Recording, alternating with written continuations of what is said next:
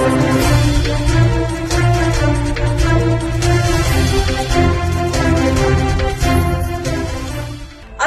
દ્વારા જમ્મુ કાશ્મીરમાં કરેલા હુમલા બાદ લોકોમાં ભારે આક્રોશ જોવા મળી રહ્યો છે। સુરત પહેલગામમાં થયેલા અત્યંત નિર્દય આતંકી હુમલાની ઘટનાને ધ્યાનમાં રાખી સુરતના ખાદ્ય તેલ વેપારી મહામંડળ તથા અનાજ કરિયાણા એસોસિએશન દ્વારા આજે 30 એપ્રિલ બુધવારના રોજ એક દિવસીય વેપાર બંધ કરી વિરોધ નોંધાવ્યો હતો। જમ્મુ કાશ્મીરના પહેલગામ ખાતે આતંકવાદીઓ દ્વારા પ્રવાસીઓ પર કરાયેલા હુમલામાં 27 નિર્દોષો શહીદ થયા હતા, જેને લઈ સમગ્ર દેશમાં આતંકવાદીઓના નિર્દય હુમલાનો વિરોધ થઈ રહ્યો છે। તો સુરતમાં ખાદ્ય તેલ વેપારી મહામંડળ અને અનાજ કરિયાણા એસોસિએશન દ્વારા આજે 30 એપ્રિલ બુધવારના રોજ બંધ પાડી આતંકવાદી હુમલાનો વિરોધ કરાયો હતો।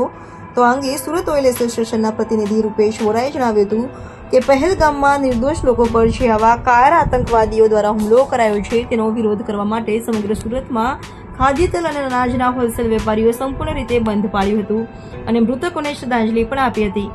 તો વધુમાં જણાવ્યું હતું કે દિલ્હી ખાતે અમે 100 કિલો વજનનું લોખંડનું પાનું તૈયાર કર્યું છે, જે વડાપ્રધાન નરેન્દ્ર મોદીને આપવા માટે જવાના છીએ। એ પ્રતિકાત્મક છે કે જેથી પાકિસ્તાનનું એવી રીતે પાણી બંધ કરવામાં આવે કે ટીપુ પણ પાકિસ્તાનીઓને ન મળે। હું સુરત એડિબલ ઓઇલ એસોસિએશનનો પ્રેસિડેન્ટ છું। મારું નામ રૂપેશ વોરા છે। રૂપેશભાઈ, કઈ જગ્યા ઉપર કઈ રીતના વેપારીઓ સહકાર સાથે આજે બંધ રાખ્યો? આજે સુરત શહેરના આપણે અત્યારે કાંસકીબાગ ડબકરવાડમાં ઊભા છીએ, જ્યાં આગળ સુરત તેલ ખાદ્ય તેલનું હોલસેલનું માર્કેટ છે, અનાજનું હોલસેલનું માર્કેટ છે। આજે સમગ્ર સુરતના 450 વેપારી જે તેલ ખાદ્ય તેલ અને અનાજના હોલસેલ વેપારીઓ છે તે લોકોએ આજે 30 તારીખે બંધનું એલાન આપ્યું છે અને સંપૂર્ણપણે બધી જ દુકાનો આપ જોઈ શકો છો કે તાળા મારીને બધી જ દુકાનો બંધ રાખવામાં આવી છે। શું કહેશો સરકારને અને જનતાને બી શું કહેશો? આ બંધ કરવા પાછળનું કારણ કે જે નિર્દોષ લોકો નો નામ પર્સનની ઉપર કાયરાનો હુમલો થયો છે અને એમણે મૃત્યુ પામ્યા છે એ લોકોના અને એ લોકોના પરિવારને સોલિડરિટી દેખાડવા માટે, એમને શ્રદ્ધાંજલિ આપવા માટે અમે આ સિમ્બોલિક બંધ રાખ્યું છે। કારણ કે જેનું એક વ્યક્તિ પરિવારમાંથી જાય એનો પરિવાર ભાંગી જાય, એટલે એના દુઃખમાં સામેલ થવા માટે અમે શ્રદ્ધાંજલિ રૂપે આજે બંધ રાખવામાં આવ્યું છે।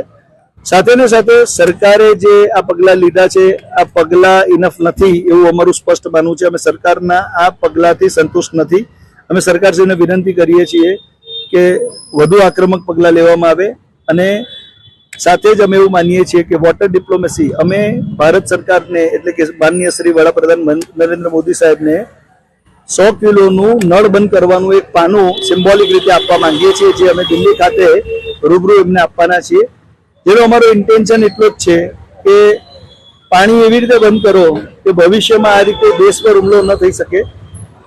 ડિપ્લોમેસી બરાબર છે, પણ દેશની સુરક્ષા એટલે અમે વિનંતી પત્ર શ્રી મોદી સાહેબને આપવાના છીએ અને સાથે 100 કિલોનું પાનું આપવાના છીએ કે જો ભવિષ્યમાં આ પ્રકારનો હુમલો થાય તો પાણી બંધ કરવું પડે। અને એ ખ્યાલ આવે છે કે અત્યારે તાત્કાલિક પાણી બંધ ન થઈ શકે, પરંતુ એ દિશામાં ગતિ કરી શકાય જેથી આ જનરેશન નહીં તો નવો જનરેશનને આ બાબતની અંદર પ્રોબ્લેમ ન આવે। અને જો આપણે પ્રોપર વે એની પર વર્ક કરશું તો ભવિષ્યમાં કુદરતે આપણને એટલી મદદ કરી છે કે આપણી પર આતંકવાદી હુમલો નહીં થઈ શકે એટલી સ્ટ્રેન્થ આપણી પાસે છે જ।